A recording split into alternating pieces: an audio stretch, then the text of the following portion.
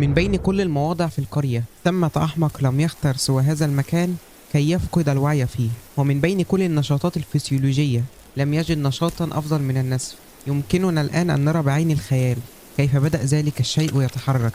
لقد شعر بالمذاق المميز الصادئ قليلا، عرفه على الفور بعد كل هذه الأعوام. بدأ يفور، يرتج. السلام عليكم. النهارده انا حابب اتكلم معاكم عن عدد غريب جدا من سلسله ما وراء الطبيعه. العدد ده بالذات اول ما شفته استفزني اسمه جدا. عاده اسماء الروايات بتكون مثيره وغامضه، لكن العنوان ده بالذات استفزني. كلمه واحده لا تدل على اي شيء، او بمعنى اصح بتدل على شيء. النهارده احكي لكم قصه سيمبيوت مصري 100%. النهارده مش قصه من افلام الابطال الخارقين ولا من افلام هوليوود، لا دي قصه اسطوره الشيء. احيانا لما الليل بيجي والهدوء بيسيطر على كل حاجه، بقعد لوحدي في البلكونه واقول لنفسي يا رفعت، حياتك ما كانتش سيئه للدرجه دي.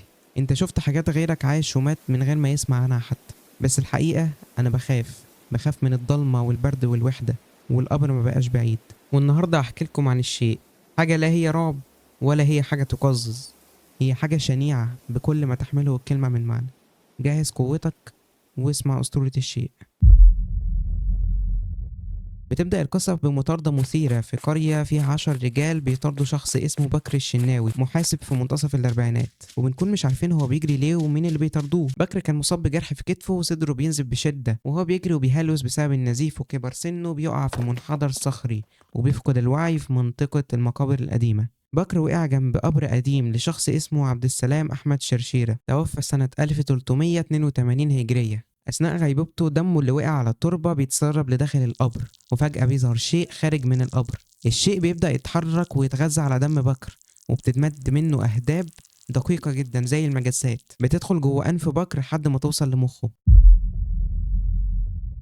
بعد الحادثة دي بفترة بكر فاق وكمل حياته بدون ما يتذكر أحداث الليلة دي. كان فاكر منها مجرد مشاهد بسيطة، بس ما كانش فاكر هو كان هناك ليه وإيه اللي حصل بعد ما أغمى عليه. بكر بيصحى في وقت مبكر من الصباح لأنه اتعود على الميعاد ده من أيام شغله القديم قبل ما يترفد منه. بيقوم وبيروح ياكل وبيلاحظ تغيرات مرعبة. أولها كان نهم شديد جدا للأكل، بقى بياكل بكميات خرافية من غير ما يزيد في الوزن، كأن في كائن تاني هو اللي بيتغذى.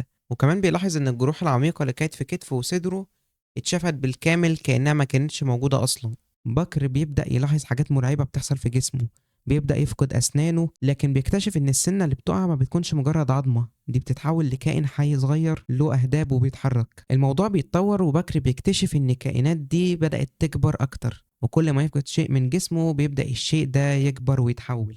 وهو بيحلق عند الحلاق بيكتشف إن في أهداب صغيرة دقيقة طالعة من شعره وبتحول لواحد من الكائنات دي. بكر بيتوتر جدا وبيروح بيته، وبنكتشف ان بكر مخبي اللي بيحصل ده عن زوجته عفاف لانها كانت متشككه وقلقانه جدا، حتى وهي ما تعرفش اي شيء عن اللي بيحصل له. وافضل مكان بكر فكر فيه عشان يخبي الحاجات دي هي شقه جاره. واحد من جيرانه كان سايب له مفتاح الشقه عشان لو جه مستاجر يفرجوا على الشقه، ومن سوء حظ جاره ان المستاجر كان هو الشيء.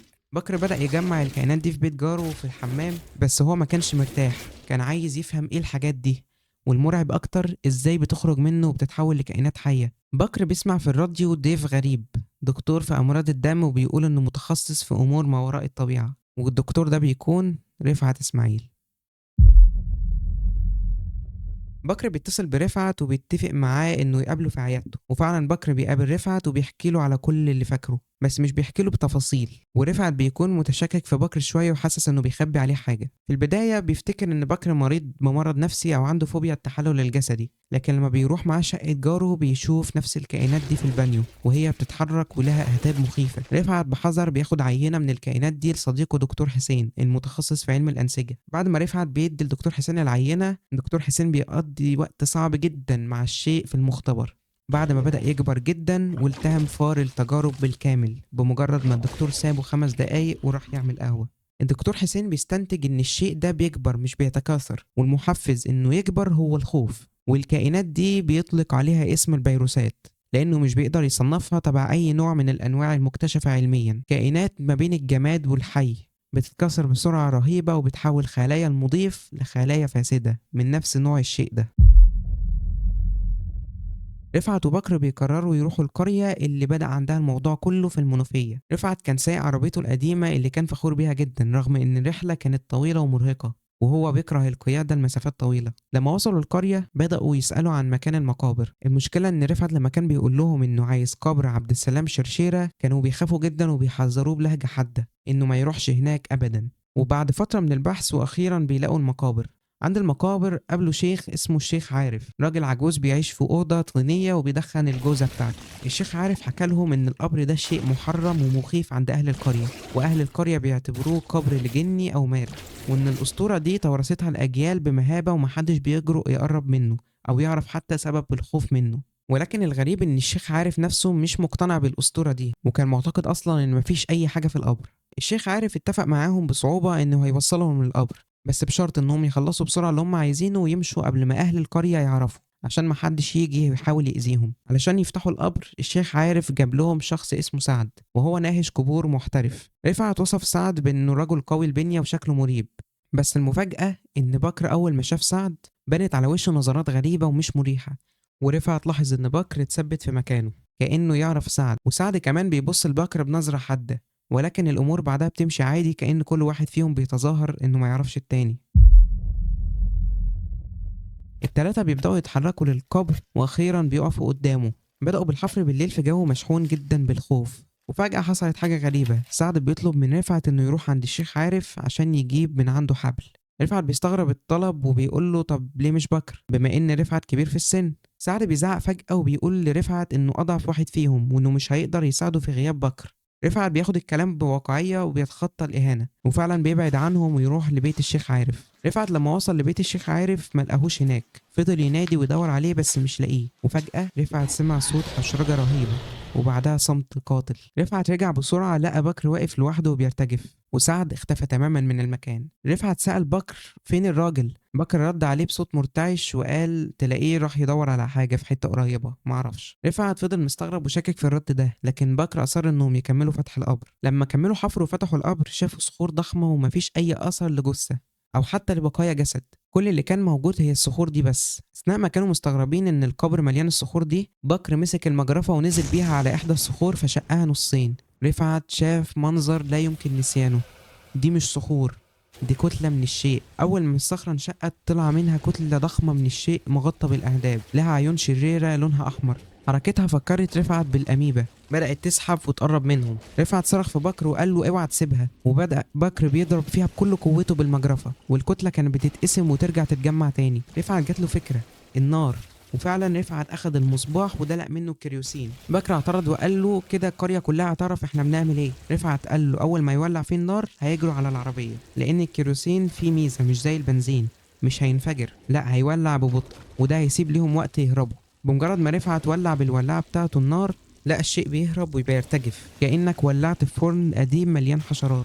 رفعت بص جنبه وصرخ لبكر قال له اجري على العربيه. والصدمه ان بكر ما كانش موجود جنب رفعت. رفعت كان مرتبك، بكر راح فين؟ والسما الزرقاء بدأت تتلون بلون برتقالي بسبب النار، وكلها دقايق لحد ما أهل القرية يوصلوا ويقتلوا اللي فتح عليهم باب الجحيم. رفعت ما كانش قدامه خيار تاني غير إنه يهرب ويتخلى عن بكر، وفعلا رفعت جري وبدأ يتسلق التل بسرعة عشان يخرج من المقابر. طلع على الطريق وركب العربية وهرب. رفعت وصل القاهرة وهو بيلوم نفسه إنه ساب بكر هناك، بس اللي ما كانش يعرفه إن بكر كان ماسك في العربية من تحت. تاني يوم الصبح رفعت جاله اتصال من عفاف زوجة بكر وهي منهارة وبتقول إن في دخان طالع من شقة جاره. رفعت استنتج إن أكيد بكر رجع بطريقة ما وراح يحرق كل اللي في شقة جاره من الشيء. رفعت راح هناك واكتشف إن بكر حرق شقة جاره بالكامل علشان يخلص من الفيروسات اللي كانت بتنمو في البانيو وفي أركان الشقة. ولكن الغريب إن بكر ما كانش موجود في الشقة. بالليل جت اتصال لرفعت، ورفعت مش بيحب مكالمات الليل لأن غالبا بتكون مصيبة. رد واكتشف إنه بكر. رفعت على طول بدأ يعاتبه على إنه سابه، وبكر ما ردش على كل الكلام ده وتجاهله تماما، وطلب يقابله في مكان مهجور وهو مصنع تلج قديم في شارع في منطقة بكر. رفعت كان قلقان من الطلب ده، ولولا إنه كان متأكد إن دي نهاية القصة وإن ده الفصل اللي هيكتشف فيه كل حاجة ما كانش راح. رفعت راح المصنع ودخل بهدوء، لقى شخص مقتول على الأرض ومواسير مفتوحة في الأرض على الصرف الصحي، وده طبيعي المصنع تلج، أكيد طبعا قصدي على الجثة. رفعت لقى بكر قدامه، وكان بكر شكله اتغير وبقى أهدى بشكل مخيف. بكر حكى لرفعت السر اللي كان مخبيه، إنه كان محاسب في شركة تأمين وكان فاسد وبيعمل حاجات غير قانونية كتير، وده كان بالتعاون مع مديره شكري أبو زيد. ولما شكري حس بالخطر من بكر وإن ممكن يفضحه، فصله من شغله وبعت له 10 رجال يقتلوه، وده كان سبب المطاردة اللي وصلته للمقابر في أول القصة. ودلوقتي شكري أبو زيد مقتول قدامه. بكر اعترف إن هو اللي قتل سعد في المقبرة، لأن سعد كان واحد من الرجالة اللي حاولوا يقتلوه، وبكر استغله عشان يفتح القبر، وبعدها خلى الشيء اللي جواه يقطع حتت وينتقم منه. بكر صدم رفعت لما قال له إن عمل اتفاق مع الفيروسات جوه جسمه، هي تحميه من أعدائه وتديله قوة، وهو يسيبها تعيش وتتغذى جوه جسمه. وبنعرف إنها طلعت منه تلقائيا لما قتلت سعد وشكري. بكر قال لرفعت إن خلاص دي النهاية وإنه هيقتل نفسه. رفعت صرخ وحاول يوقفه بس خلاص فات الأوان. فجأة جسم بكر بدأ يتمزق من الداخل بشكل بشع، وخرجت منه كتلة هلامية عملاقة ارتفاعها يوازي طول الإنسان، فيها الأهداب والعيون الحمراء بتاعت الشيء. الكتلة دي اللي كانت بكر انسلبت بنعومة ودخلت في فتحات المجاري عشان تبدأ تنتشر في شبكة مواسير المدينة كلها. رفعت فضل متسمر في مكانه ومش قادر يستوعب اللي شافه، وقرر يمشي بهدوء قبل ما حد يشوفه مع الجثة في المكان الغريب ده. رفعت راح يزور زوجة بكر عفاف وبنته الصغيرة علشان يطمن عليهم، وعفاف مع إنها بطبيعتها متشككة وقلقانة على طول ما كانتش عايزة تعرف كتير عن بكر، كأنها خايفة تعرف أي حاجة زيادة عنه. اكتفت بس بإن زوجها اختفى فجأة. عفاف سألت رفعت بما إنه دكتور لو كان يعرف يكشف على بنتها في ودنها، لأن سمعها ضعف شوية. رفعت قرب من بنت بكر الصغيرة وبص في ودنها، وشاف المنظر اللي جمد الدم في عروقه، أهداب صغيرة دقيقة طالعة من ودنها. رفعت أدرك إن العدوى انتقلت من بكر لعيلته، وإن الشيء ما بقاش مجرد أسطورة، ده بقى جزء من الناس اللي حوالينا وبدأ ينتشر في كل مكان. رفعت مشي وهو مصدوم، والقصة بتنتهي برفعت وهو في البلكونة وهو بيسأل نفسه بيأس، أعمل إيه أو أقول إيه، مع الإدراك إن المواجهة مع الشيء لسه في بدايتها. القصة دي بعد ما قريتها حسيت بإحساس غريب، ازاي فكرة زي فكرة السيمبيوت بقت مصرية قوي بالشكل ده. وبالمناسبة ده مش اقتباس، أسطورة الشيء قصة أصلية 100% ومش مقتبسة من عالم مارفل. ولو جينا بصينا على السيمبيوت في عالم مارفل هنلاقي منه نسخ كتيرة على حسب كل عالم موازي. والقصة دي اتقدمت كتير في أعمال مختلفة، من كوميكس لأفلام لأنيميشن لألعاب، ولكن القصة المتعارف عليها أكتر هي اللي موجودة في الكون الرئيسي لعالم مارفل، وهو إيرث 616. كان جدا كان في كيان كوني اسمه نال، وهو يعتبر ملك السيمبيوتس على الكوكب بتاعهم. والسيمبيوتس دول كانوا عبارة عن وحوش هلامية لها أهداب وتقدر تتشكل على أشكال كتير، وبتعتمد بشكل أساسي على المضيف بما إنها تعتبر طفيليات. بتدي المضيف بتاعها قوة جسدية كبيرة جدا وقدرة على الشفاء الفوري، وبتتفاوت كل سيمبيوت بتأثيرها على المخ، فمنهم اللي ممكن يقلل الذكاء أو يزوده، ولكن كلهم ليهم تأثير سلبي على التفكير والغضب. ومن ضمن السيمبيوتس دول كان في واحد اسمه فينوم. كان مختلف شوية، بطريقة ما قدر يوصل للأرض، بتختلف من قصة للتانية. وأول مضيف بيرتبط بيه فينوم بيكون ديدبول. أيوة، ديدبول أول واحد ارتبط بفينوم. السيمبيوت بتقدر تاخد صفات من المضيف وتحتفظ بيها في ذاكرتها، فطبعا أخدت من ديدبول الجنون وعززت قدرات الشفاء بتاعتها. ولكن سرعان ما سيمبيوت فينوم هرب من ديدبول عشان أسلوب حياته الحرش حبتين. وتاني شخص يرتبط بالسيمبيوت كان سبايدر مان. بيتر أول ما ارتبط بفينوم كان حاسس بالقوة وإنه لا يقهر، بس فينوم بدأ يأثر عليه وخلاه عدواني جدا لأقرب الناس ليه، فقرر إنه يخلعه. جرب طرق كتيرة بس مفيش غير طريقة واحدة اللي نفعت، وهو إنه يأذيه بالموجات الصوتية. السيمبيوتس بتتأثر بالأصوات الحادة، عشان كده بيتر راح في ليلة هادية لكنيسة وضرب الجرس بتاعها وهو واقف جنبه، وبدأ السيمبيوت يتألم ويهرب من جسمه. في نفس اللحظة دي في الكنيسة بيكون في صحفي فاشل اسمه إيدي بروك، كان رايح يدعي في الكنيسة لآخر مرة قبل ما يخلي نفسه يودع الملاعب. يا رب تكونوا فاهميني يعني. وده بعد ما ايدي كان صحفي مشهور وكتب تقرير كبير عن مجرم اسمه سين ايتر، بس سبايدر مان فضحه لما قبض على المجرم الحقيقي، فسمعة ايدي اتحطمت، اتطرد من الشغل وخسر فلوسه ومراته سابته. ولما عرف ان سبايدر مان هو بيتر باركر زميله في الشغل حمله المسؤولية عن كل اللي حصل. وفي نفس اللحظة اللي كان ايدي فيها في الكنيسة بيصلي وهو مليان غضب وكراهية، وكان ناوي بعد ما يخلص يروح يخلي نفسه يودع الملاعب، السيمبيوت بدأت بتتساقط عليه من فوق. والسيمبيوت في نفس الوقت ده كان غضبان من بيتر لأنه رفضه، وكراهية السيمبيوت لبيتر على كراهية ايدي لبيتر الاتنين ارتبطوا ببعض فورا. وده خلى فينوم عارف سر بيتر ومليان حقد شخصي، ومن هنا بيتولد فينوم عدو لدود لسبايدر مان ومن أقوى أشرار عالم مارفل. طبعا بتختلف النسخ لفينوم، في اوقات بيكون ايدي مشاكله بعيده عن بيتر وعنده اخلاق شويه فبيأثر بيه على فينوم، واوقات مش بيكون ايدي اصلا اللي استقبل فينوم. وطبعا ده بيخلي القصص تختلف، وبيخلي برضه فينوم في منطقة بين البطل والشرير اسمها الانتي هيرو. يعني بطل غير تقليدي أو بطل مش مثالي، أوقات بيقف في صف الخير وأوقات في صف الشر على حسب مصلحته فين. نقدر نشوف بسهولة التشابه بين الشيء أو الفيروسات والسيمبيوت، كلاهما عبارة عن كائنات هلامية غريبة. هما الاتنين بيقدروا يغيروا أشكالهم وبياخدوا أشكال تانية، وعندهم قوة عالية جدا وقدرة شفاء عالية. بيأثروا على المخ والمشاعر، وهما الاتنين بيقدروا يتواصلوا مع المضيف أو يعملوا معاه صفقات. وهما الاتنين عندهم نقاط ضعف زي النار مع الفيروسات والأصوات الحادة مع السيمبيوتس، وهما الاتنين عندهم قدرة للانتقال وراثيا إلى النسل. أنا بالنسبة ليا اتعلقت أكتر بقصة أسطورة الشيء بسبب إنها أكثر واقعية ومرتبطة أكتر بعالمنا، على عكس قصة السيمبيوت اللي فيها عوالم وفضائيين وحاجات غريبة كده. بس عايز أعرف رأيكم في القصتين وأنهي واحدة شايفينها أحلى، وهل كنتم لاحظتم قبل كده التشابه بين القصتين؟ هستنى رأيكم في التعليقات. ولو انت وصلت معايا لحد هنا فشكرا انك اتفرجت للآخر. ما تنساش تعمل لايك وشير للمقطع لو عجبك، وقولي حابب تشوف قصص ايه تاني هنا او اي حاجة حاببني اتكلم عنها. والسلام عليكم.